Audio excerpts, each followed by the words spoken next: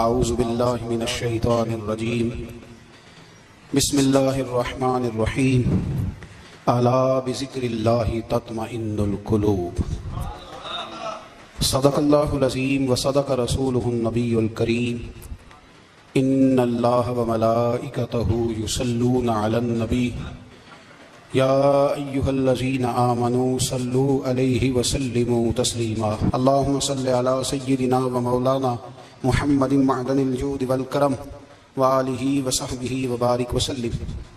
تمام تعریفیں حمد و ثنا اللہ تعالیٰ جل جلالہ کے لیے۔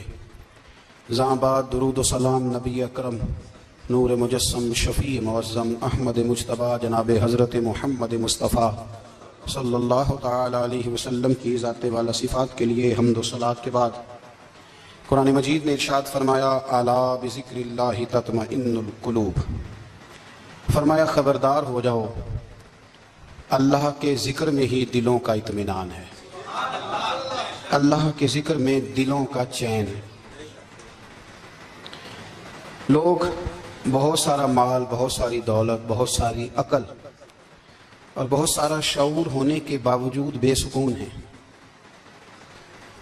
جس چیز نے زمانے کو تکلیف میں مبتلا کر دیا ہے اور جو چیز ڈھونڈنے سے نہیں ملتی وہ اطمینان ہے، وہ قرار ہے۔ لوگ بھیک مانگتے ہیں، منت کرتے ہیں، دہائی دیتے ہیں کہ کہیں سے سکون کی دولت مل جائے، لیکن وہ میسر نہیں آ رہی۔ بڑے بڑے لوگ ہیں اور میں عرض کر چکا ہوں کہ مالدار بھی ہیں اور عقل مند بھی ہیں، باشعور ہیں، پڑھے لکھے ہیں، پر قلبی سکون، راحت، اطمینان، چین انہیں میسر نہیں آ رہا۔ راتیں جاگ کر گزر جاتی ہیں، دن آزمائش میں بیت جاتا ہے۔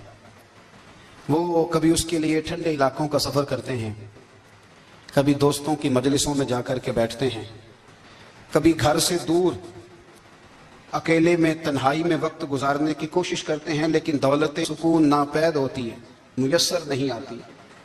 عرش کا رب فرماتا ہے کیوں تو بھٹکتا پھرتا ہے، کیوں دائیں بائیں جاتا ہے؟ چپ کر کے مسجد آ جا اور لوگوں سے بچ کے تنہائی میں میرا ذکر کر۔ اللہ ملے گا کیا؟ فرمایا اعلیٰ بذکر اللہ تطمئن القلوب، میں تیرے بے چین دل کو چین عطا کر دوں گا۔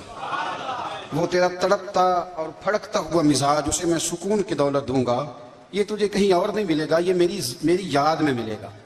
یہ چین، قرار، سکون تجھے یہی میسر آئے گا۔ اطمینان قلبی زندگی کا حسن ہے بھائی، دولت سکون اصل ہے۔ بڑے ٹھنڈے کمرے میں کچھ لوگوں کو نیند نہیں آتی، اور داتا صاحب رحمۃ اللہ علیہ آپ جائیں تو دونوں سڑکوں کے بیچ جو فٹ پاتھ ہے نا، اس پہ بھی کچھ لوگ سوئے ہوتے ہیں۔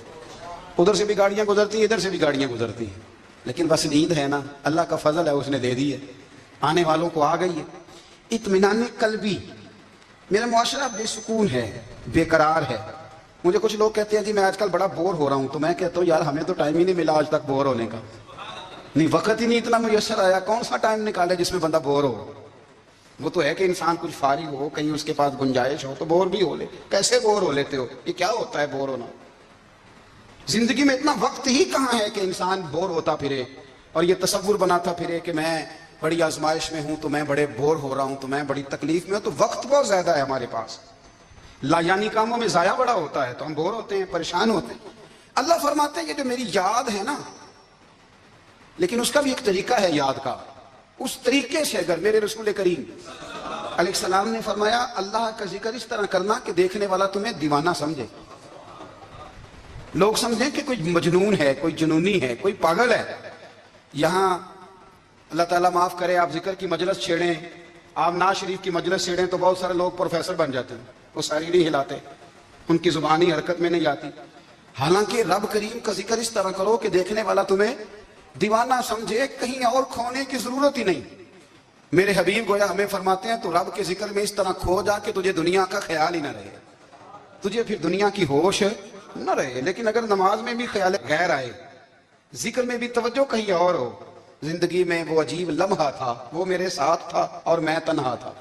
اگر ماحول یہ ہو کہ آپ کہیں جسم کے ساتھ تو موجود ہوں، روح موجود نہ ہو، تو پھر لذت ذکر بھی میسر نہیں آتی، پھر کیف نہیں حاصل ہوتا۔ یاد رکھیں کہ اس طرح کھو کے رب کی یاد کہاں سے کیف آئے. الجھ ہی بڑا گئے ہیں.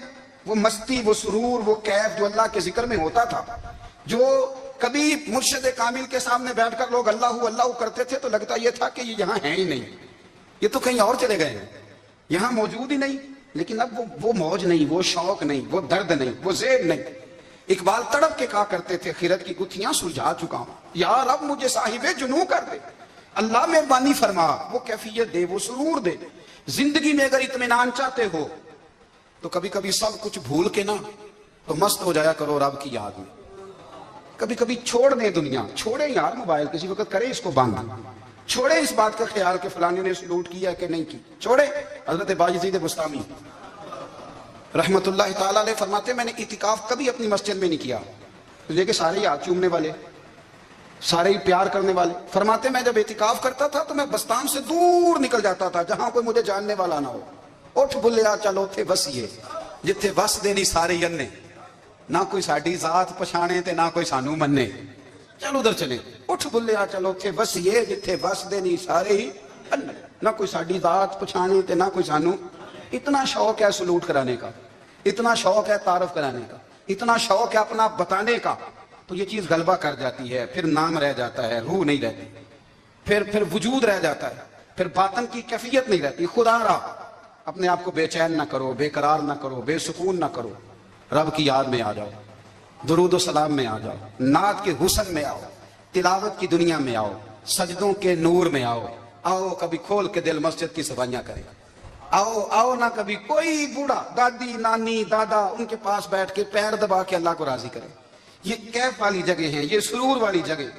اتنی بے چین ہماری زندگی ہے، بے قرار ہے، تڑپتے ہوئے لوگ، لڑتے ہوئے لوگ. ایسے لگتا ہے اب ایک دوسرے کا گریبان تھام لیں گے. بے قرار، بے چین. کسی کو انتظار کا کہا جانا کہ 10-20 منٹ کسی کا انتظار کرو تو بعض لوگ مجھے ایسے لگتا ہے جیسے ان کا کلیجہ پھٹ جائے گا. ڈاکٹر کے انتظار میں بیٹھے ہیں تو بڑے پریشان ہیں. کسی کو ملنے گئے ہیں کو آدھا گھنٹہ بیٹھنا پڑ گیا تو بڑی دقت میں ہے. اپنے آپ کو سکون دیں. آپ یقین کریں بڑا مزہ آتا ہے کبھی کسی کا انتظار کرنا پڑے تو 2-4 تسبیح درود شریف پڑھی جاتی ہے.